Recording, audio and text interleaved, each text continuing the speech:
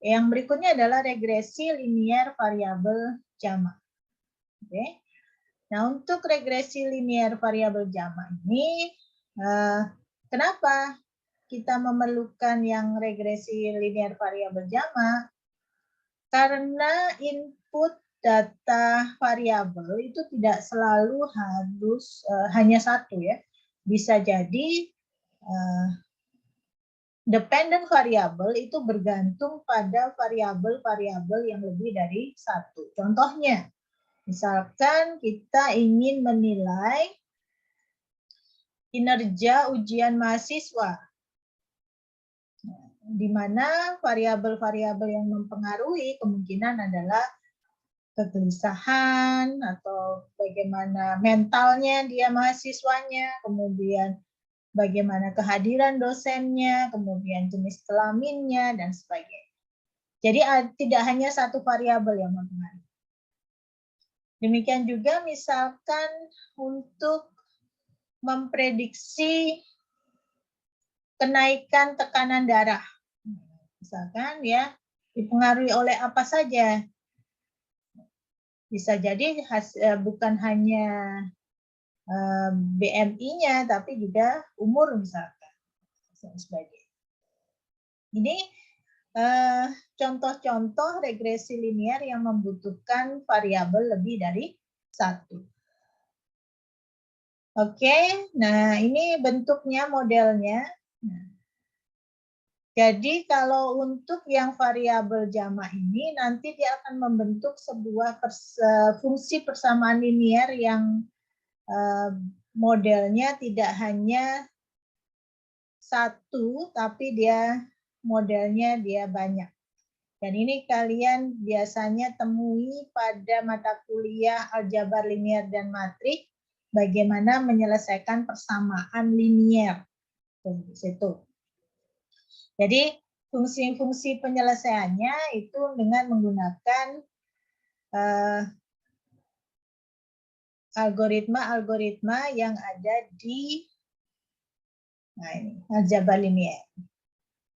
Jadi kita bisa menggunakan least square, bisa menggunakan algoritma optimasi, gradient descent, dan seterusnya. Ini ya. Jadi karena di sini variabelnya banyak, maka fungsinya nanti akan menjadi seperti ini. Y sama dengan intercept ditambah dengan koefisien untuk variabel 1 ditambah dengan koefisien untuk variabel 2 ditambah dengan koefisien dikalikan variabel 3 dan seterusnya. Nah, sehingga nanti akan ada banyak variabel di sini. Ya, jadi parameternya tetanya ini nggak hanya 2 seperti tadi, tapi di sini tetanya bisa lebih dari 2. Nah, ini adalah model dari persamaan linier. Oke. Nah, prinsipnya sama ya. Prinsipnya sama, kita bertujuan seminimal mungkin ya, untuk mendapatkan model garis yang paling tepat yang MSE-nya sekecil-kecil. Ini saya tidak akan menjelaskan bagaimana penyelesaian persamaannya, karena ini kalian bisa nanti baca lagi di aljabar linier. Ya. Ini biasanya dia panjang prosesnya ya. Jadi bentuknya berupa matrik ya, matrik kemudian dikalikan di sini matrik. Nanti ada ini menghilangkan dijadikan 0 dan seterusnya. Dan tekniknya banyak ya. Nah, ini cara-cara penyelesaiannya, kita langsung saja memberikan contoh untuk proses prediksinya ya. Ini contohnya setelah hasilnya ketemu variabelnya. Nah, jadi dari penyelesaian nanti kita akan mendapatkan semua variabel dari theta 0 sampai dengan theta yang ke n.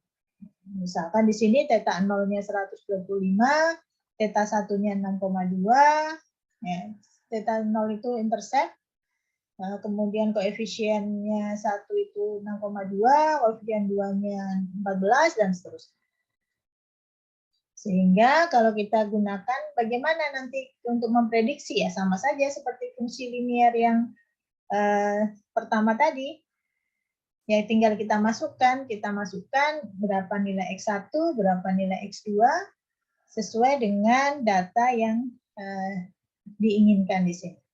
Misalkan dari contoh data itu, data pertama engine size, nilainya 2,4, silindernya 4. Ya, ini kita masukkan masing-masing ke nilai variabelnya.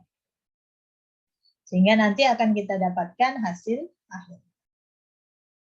Ya, ini cara melakukan prediksi dengan menggunakan regresi linier variabel jamak.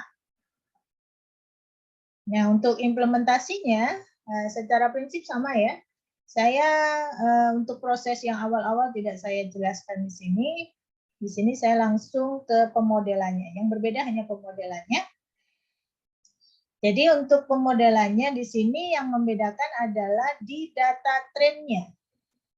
Jadi untuk data trennya ini tadi kita nggak hanya menggunakan satu, tapi di sini bisa lebih dari satu. Misalkan di sini kita gunakan untuk data tren X-nya ya, data tren X-nya itu adalah engine size, konsumsi bahan bakar, lalu ada ukuran silinder.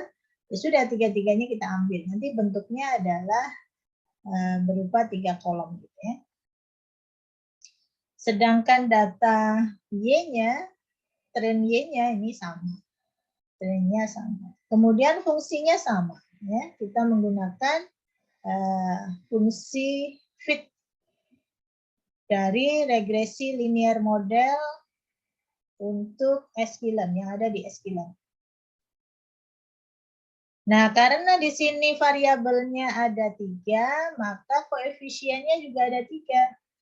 Koefisien 1 itu adalah koefisien untuk engine size, koefisien 2 itu adalah koefisien untuk konsumsi bahan bakar, kemudian koefisien 3 itu adalah koefisien untuk silinder. Jadi ada 1, 2, 3, sedangkan interceptnya 1 ya. Ini sama, prosesnya sama, hanya yang hati-hati nanti adalah di sini. Kemudian untuk cara mengevaluasinya juga sama ya. Cara mengevaluasinya sama, berarti yang data tes X-nya ini juga ada 3. Ada 3 variabel. Nah, di sini didapatkan R2 skornya dengan cara menghitung yang sama itu adalah 0,8.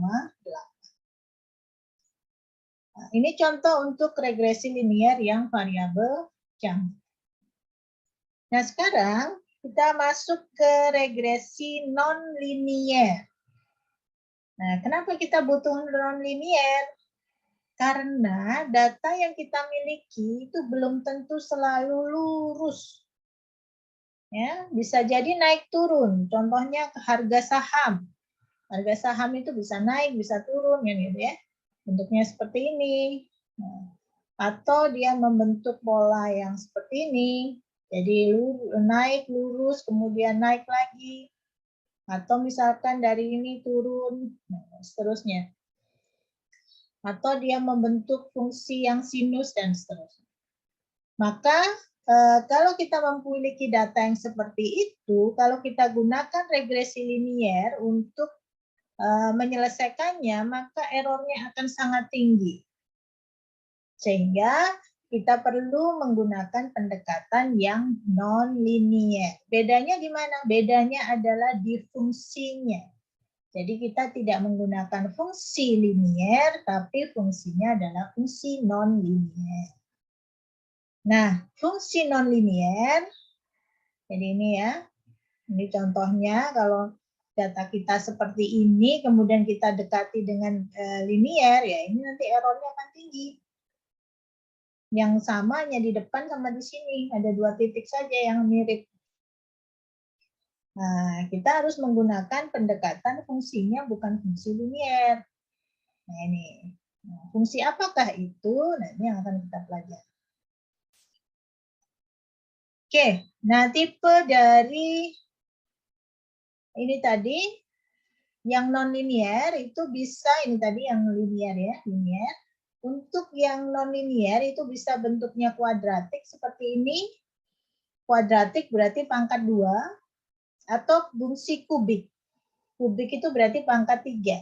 Dia bentuknya bisa ada dua lembah atau dua, jadi bisa lebih dari satu lembah ya. Nah, kalau ini kan hanya satu. Ini namanya fungsi kuadratik. Oke. Jadi di sini kita menggunakan pendekatan polinomial. Jadi polinomial itu bisa pangkat 2, itu kita sebut dengan fungsi kuadratik. Kalau pangkatnya 3, kita sebut dengan fungsi kubik ya. Ini regresinya kita sebut dengan regresi polinomial.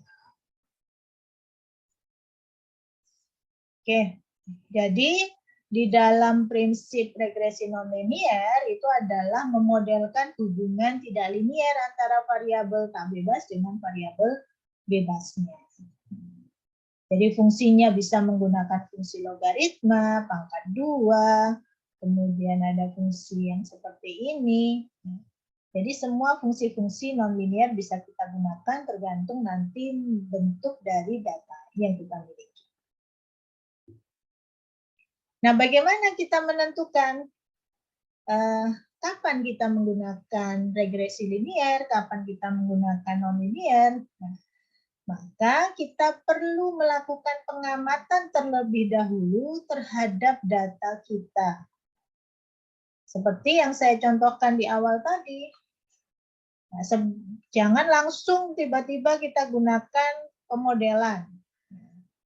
Atau kita bagi datanya langsung kemudian kita modelkan dia menggunakan regresi, tidak. Tapi kita amati dulu data kita. Nah, misalkan seperti ini data kita, maka ini ya pasti cocoknya regresi linier. Seperti ini juga linier misalkan. Ya, jadi kita perlu memvisualisasikan terlebih dahulu data kita. Ya. Kemudian yang kedua, bisa juga kita coba semua model, kemudian kita lihat akurasi hasil pemodelannya. Oke, saya coba saja yang semua, pakai linier, kemudian pakai yang non-linier, pakai yang jamak. Saya ingin tahu apakah mana yang paling bagus hasilnya, seperti itu. Oke, jadi ada dua cara ya. Kapan kita menggunakan regresi linier atau non-linier, yaitu dengan melakukan pengamatan visual dan melakukan pengamatan hasil akurasi dari pemodelan. Ini, nah ada juga kita melakukan perubahan transformasi dari data non-linier menjadi linier. Nah ini perlu sebuah fungsi-fungsi tertentu untuk fungsi transformasinya. Jadi di sini kita tidak akan bahas mengenai bagaimana fungsi transformasinya, tapi kita akan membahas seperti apa pemodelan dengan regresi polinomial dan regresi non-linear. Baik.